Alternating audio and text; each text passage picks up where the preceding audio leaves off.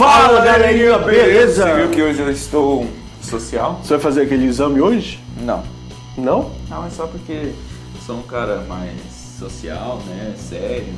Né? Você é um cara que transparece justamente uma seriedade. Exatamente. É porque eles não estão vendo a sua parte de baixo, né? Peraí. Essa sunguinha sua, né? Galera, olha aqui. Na verdade, a gente tá... Como você... A gente só... Como você só daqui pra frente, né? A gente fica aqui... Tá nem aí, de né? bermudinhas, de descalço, né? Mas vai mostrar só daqui pra cima mesmo, então eu tô parecendo uma pessoa séria. Chama a vinheta. Bem vindo.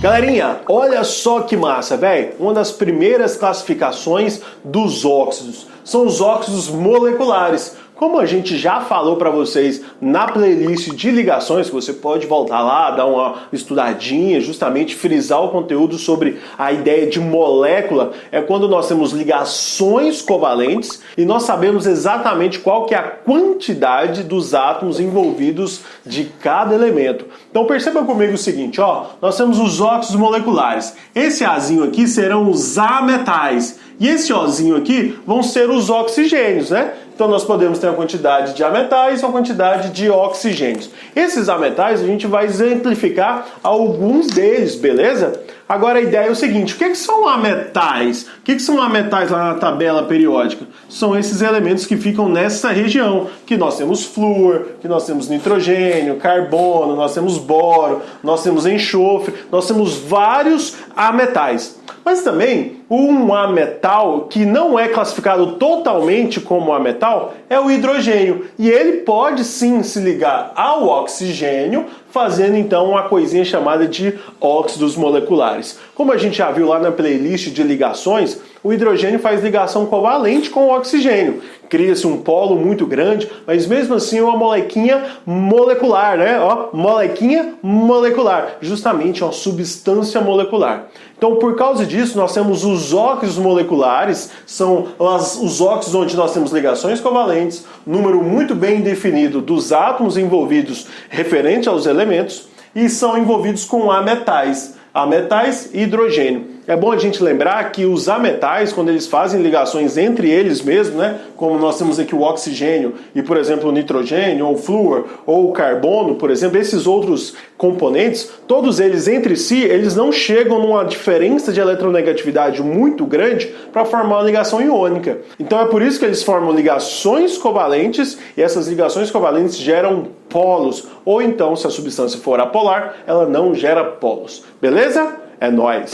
Galera, e quando nós temos aqui um óxido molecular, para dar nome a ele, a gente vai utilizar a seguinte regra.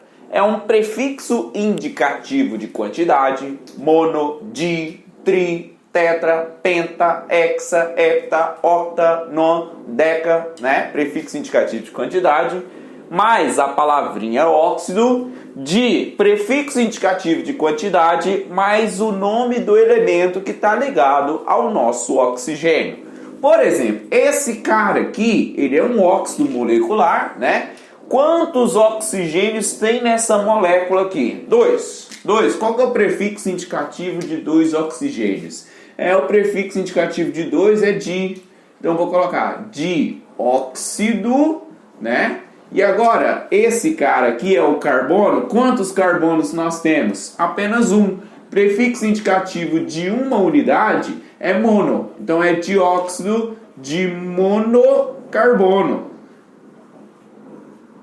Quando o segundo elemento ali tem apenas uma unidade, essa palavrinha mono aqui, ó, ela é opcional. Então o nome desse cara pode ser dióxido de monocarbono ou apenas dióxido de carbono, mas ele é conhecido mesmo como gás carbônico, né? O nome usual dele, sem pensar em regrinha nenhuma, o nome que a gente costumou chamar. Esse cara aqui de baixo, quantos oxigênios nós temos? Apenas um. Então, um oxigênio eu vou colocar mono.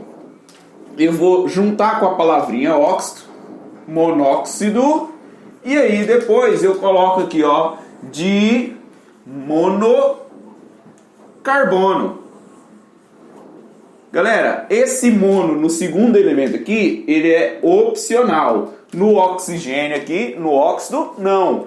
Então esse aqui é o monóxido de carbono ou monóxido de monocarbono. Lembrando que esse mono aqui na segunda palavrinha, no segundo elemento, ele é opcional, tá? Normalmente a gente não utiliza. Agora aqui nós temos o elemento cloro ligado ao oxigênio. Quantos oxigênios nós temos? 5. 5 oxigênios, eu tenho que colocar o prefixo penta. Então vai ficar pentóxido. E aqui esse pentóxido eu vou colocar di, que indica 2 cloros. Pentóxido de dicloro, né? Agora, aqui embaixo, a famosa molequinha de água. Nós já falamos para você que a água é um óxido, né? Então eu vou colocar aqui, ó, monóxido. E além de ser um monóxido, você tem aqui 2 hidrogênios. Vai ficar aqui, ó, monóxido de dihidrogênio, né? Dihidrogênio porque nós temos 2 hidrogênios nessa molécula. Eu errei aqui, mas você consegue enxergar, né? Você é uma pessoa inteligente. Tá, monóxido de dihidrogênio. E aqui embaixo, você tem lá 10 oxigênios e 4 fósforos. Então vai ficar decaóxido. Deca de 10 unidades. Quando é 4, a gente coloca tetrafósforo. Então, quando nós temos aí óxidos moleculares, você indica a quantidade de oxigênio e do outro elemento que está ligado ao oxigênio a partir de prefixo indicativo de quantidade. Beleza? Se você tem esse nome aqui, você sabe quantos oxigênios e quantos carbonos estão combinados, formando a estrutura desse óxido molecular. Então, galerinha, essa foi a nossa aula de óxidos moleculares. Fica ligado que na próxima a gente vai falar de óxidos iônicos. Exatamente. Moléculas são formadas por ametais ligados a metais. Isso mesmo. E os iônicos por metais ligados a metais. Mas isso eu vou falar para você melhor na nossa próxima aula. Isso aí. Então vai acompanhando a playlist toda justamente para você ter uma base melhor nisso que a gente vai estar te falando. Beleza? Então, ó, até a próxima aula.